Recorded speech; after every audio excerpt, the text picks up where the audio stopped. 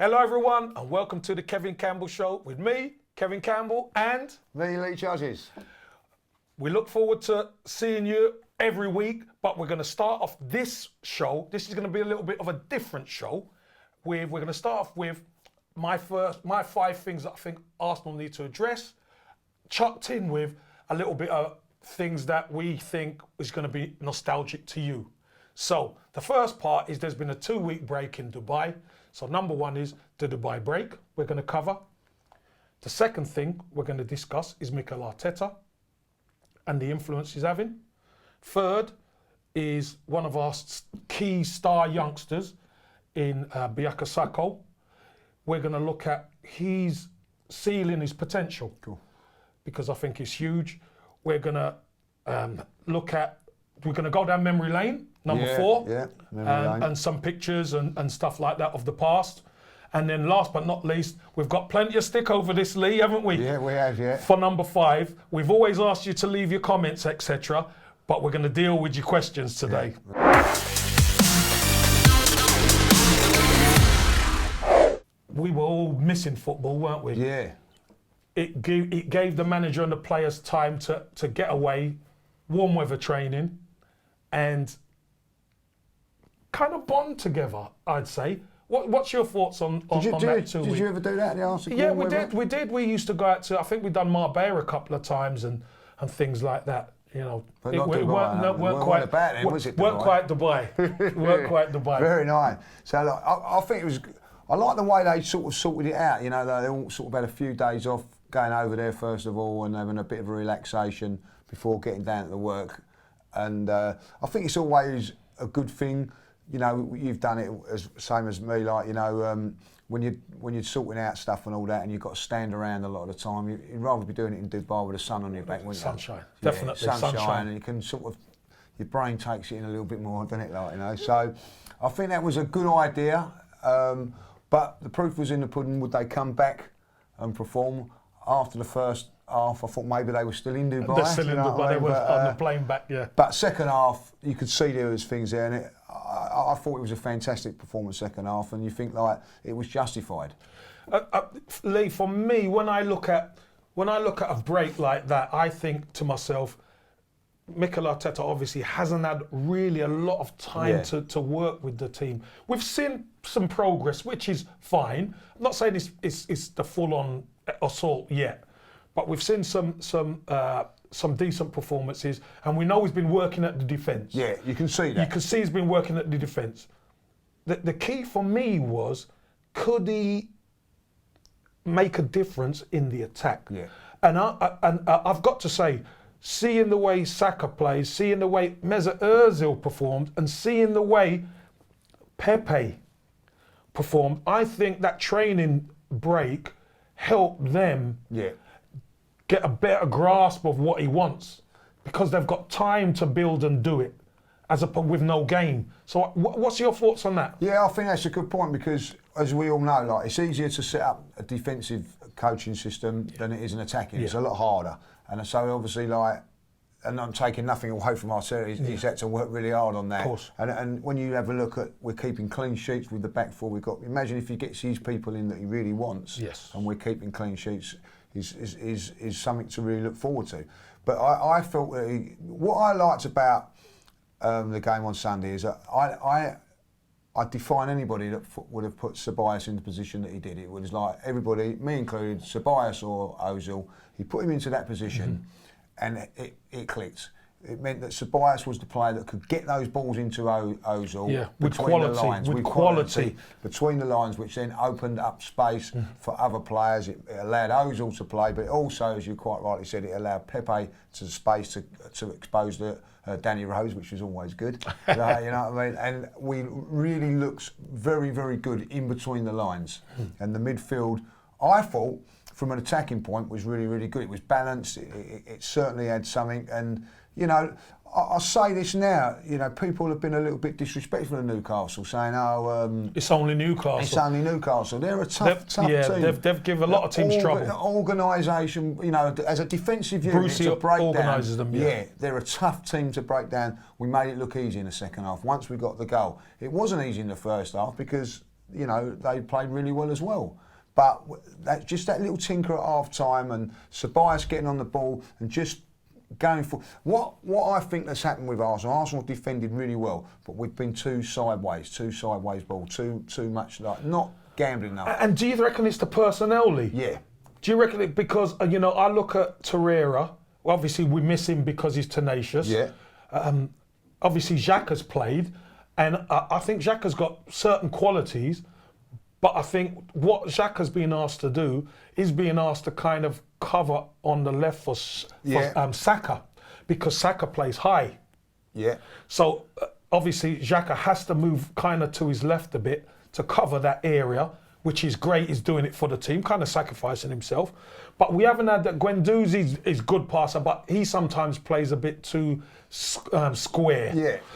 But Ceballos, I think, came in and his head was up early. Yeah. And getting them balls into Ozil. And first off, it didn't quite work out as much. And obviously it tinkered at half time. We're going to get to Arteta and that anyway. But getting those balls into Ozil second half was quality, where he can turn. And he was running forward with the ball, which we've always said we lack as a team. Yeah, and we've said it before that and we've said we're not trying to stick up for Ozil. That there were times he was getting into positions, but we weren't feeding him in those positions. And then my criticism of Ozil was, well, come and get the ball, but he didn't have to do that on Sunday, because he made the space in between the lines and he was being fed. Now, Xhaka feeds Saka. Yes. You know what I mean? Like, he gets the ball out, and his first instalment is to get it to the left-hand side. So, and he does that, as you said, does it really very well. But his first intention is to play in Saka. It's not to feed Ozil. It's more now Ceballos doing that. Yes. And then also going on himself. Yeah. So I thought that was a good combination. I wouldn't be surprised if come Thursday that Torreira comes in there and they leave out Spice, because it's a different game. Yes. But when you've got to break teams down, particularly at home, I thought that was a bit of ingenious from Arteta. Really, like, you know, again, he keeps ticking the boxes for me. I know, like, you know, there's some boxes I'm thinking, well, maybe not. You know, I'm going to be one of them that weren't too happy with the team selection on Sunday. But again, he proves he knows what he's doing, and the more he proves me wrong, the more and more I'm going to be happy.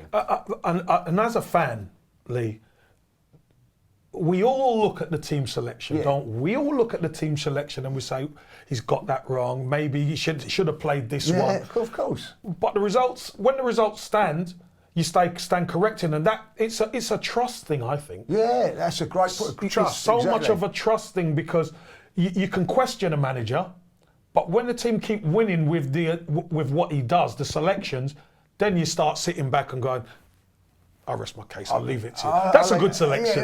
Yeah, exactly. But that's what fans are like. You know, I mean, you're entitled to an opinion. You're entitled to go in and go, I'm not happy with him there, you know, blah, blah, blah, whatever. That is fine, you know what I mean? But when as soon as it was 4:30, that's forgotten, like, we cheer on the team, you know. I'm going to be honest, Kev, it was a really horrible day. I was thinking, do I really want to go? Do I want to go? Do you know Storm Dennis was battering the cold, wet, and I'm thinking, but Martinelli's playing. That's what I'm going to go and see Martinelli. I'm there, and then he's not playing, and I'm not happy with him. You're upset. I'm very upset. Like, you know what I mean?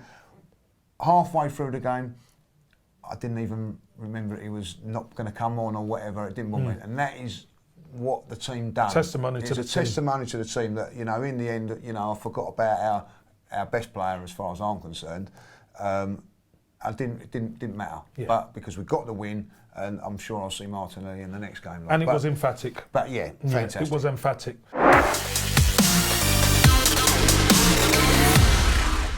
So let's move on to number 2, which is MIKEL Arteta himself. Yeah.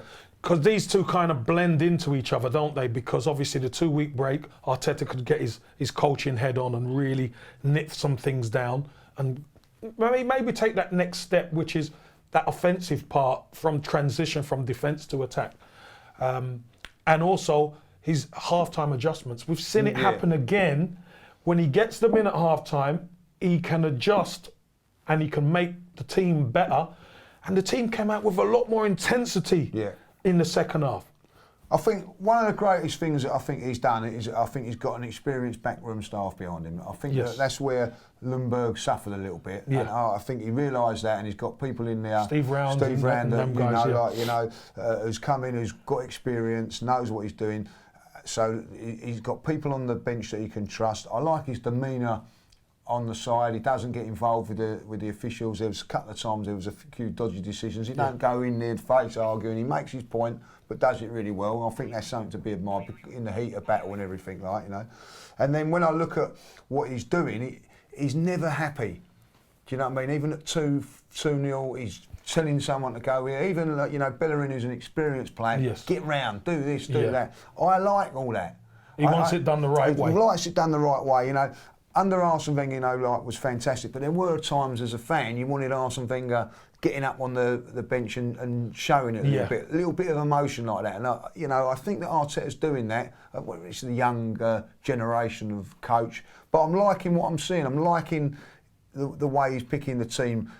You don't know what team is going to play week in, week out. Well, maybe you don't know what his best team is, but at this moment in time, he's experimenting. But I've got that feeling. From a fan, we might have it different from a player, is that if you don't do it his way, then you're not going to survive. I like that. It's not like he's got favourites or whatever. Do you understand what I'm saying from that? I mean, for me, it's as a player, you don't mind that as a player because everyone has to be on the same page. Right. You know, to move forward as a group, everyone has to be on the same page. And if there's any players there who don't give 100% or are not fully committed to the cause, that's the other thing. If they're not fully committed to the cause, meaning, oh, you know, I'd take 5 minutes off here, I'll take 10 minutes off, it's going to show. Yeah. He's going to see it, and he's going to dig you out, and he's not going to stand for it. And I think we've lacked that in a manager for quite a while now, and that ruthless nature of, guys, it's my way or the highway. Yeah. And he's got people performing. I mean, I've got to be honest. Mesut Ozil's performance on the second half, especially on Sunday, I've not seen him perform like that. No, for a very long while. In a couple of, probably 2 or 3 years. Yeah. And that is saying something. You know, getting on the score sheet as well. He tends to want to pass the opportunities up, but he took his opportunity well. Listen, great, long may it continue, I say, because we know he's got quality, but it's just the application he kind of didn't have before. But now he's grafting at it. Yeah, that's exactly right. And what annoys me about the Mesut Ozil thing is that if you criticise him, you feel there's fans that feel that they can't praise him. And vice versa, if you praise him, you can't criticise him. I look to go on game to game. Yeah, eye test. Eye test. It's a great saying that you say there. Eye test, and he played well on Sunday. So I'm going to say it if he's played well. Definitely. Right, you know what I mean? But I want him to do that regular. And that's what that is a job that Arteta's got to do. Now, if he can't get that on a regular basis, then something's going to have to change. But hopefully, you know, he's had more than enough chances, by the way, Arteta. He's had a few bad games. Yeah. He was poor against Burnley, probably didn't deserve to start this game, but the manager's given him that opportunity, and he's rewarded him, and that's all you can ask for.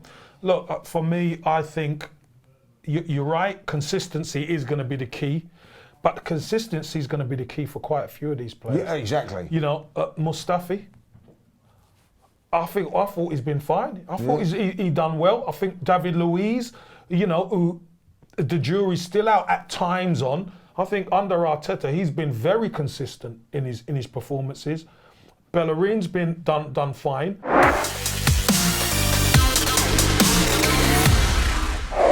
18 years old, he's a left midfielder who's standing in at left back, and he's outperforming the big names. Yeah, Lee. What's your thoughts on Saka? Do you know what we was talking about this on Sunday? I believe you know the game against Burnley. He got injured. And I think that messed us up. You know, 18 years of age, we didn't really go on. Like, and I watched what I see Sunday, and you think, we missed that in this when he wasn't. I think he got an early injury, and he tried to run it off.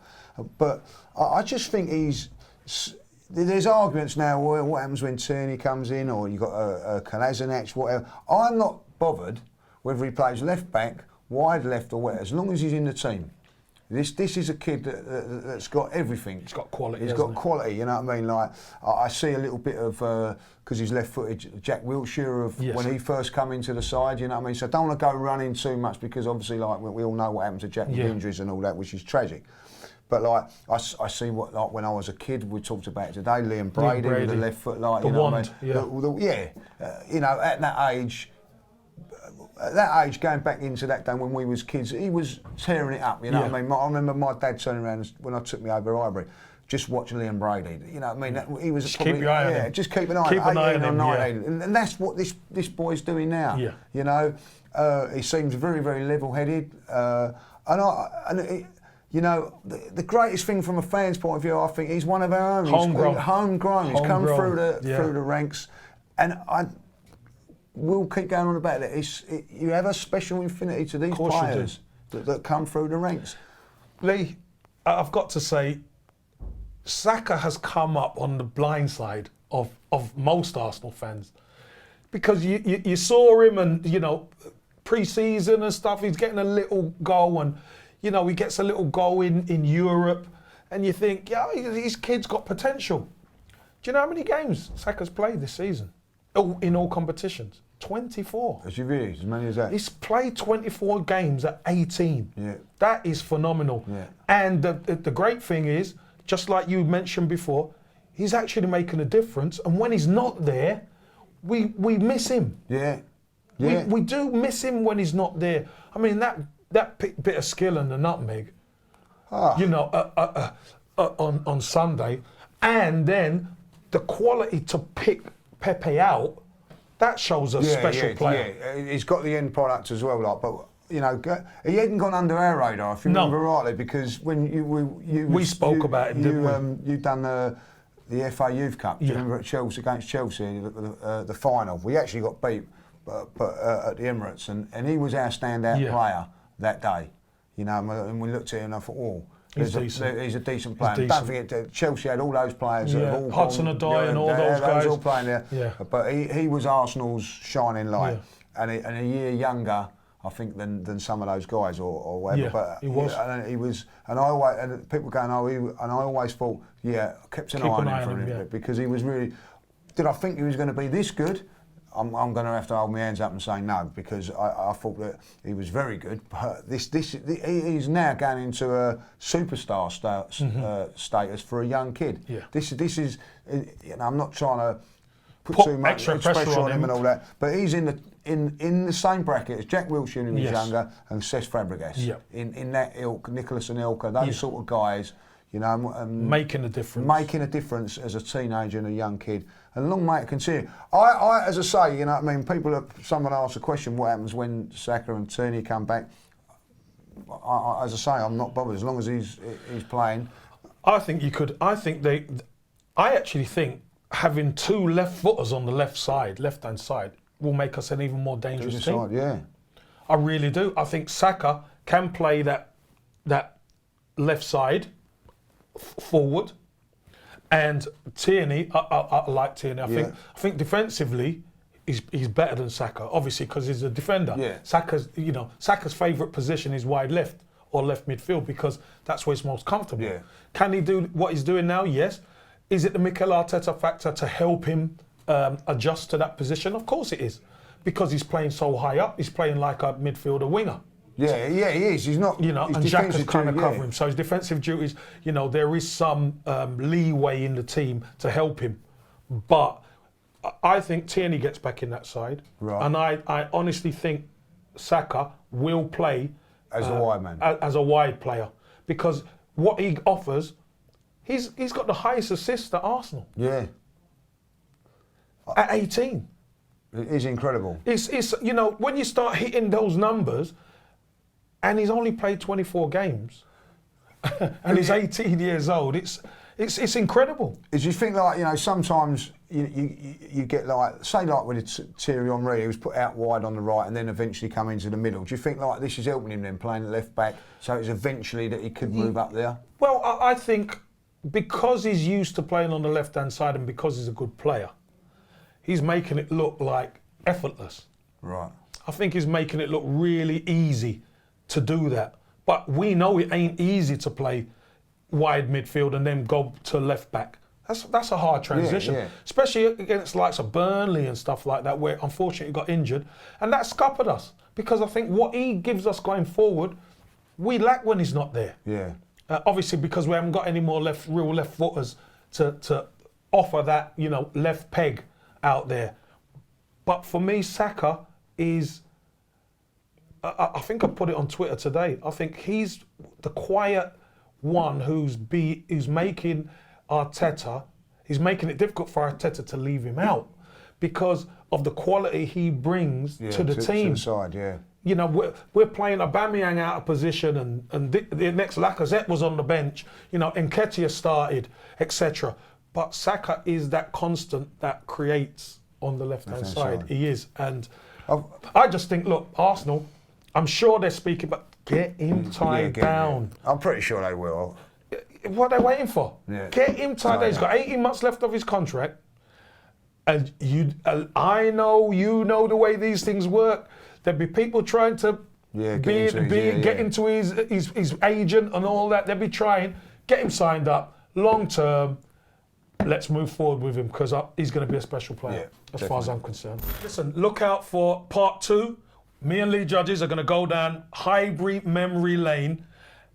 Don't miss it. You're going to love it. A few photos.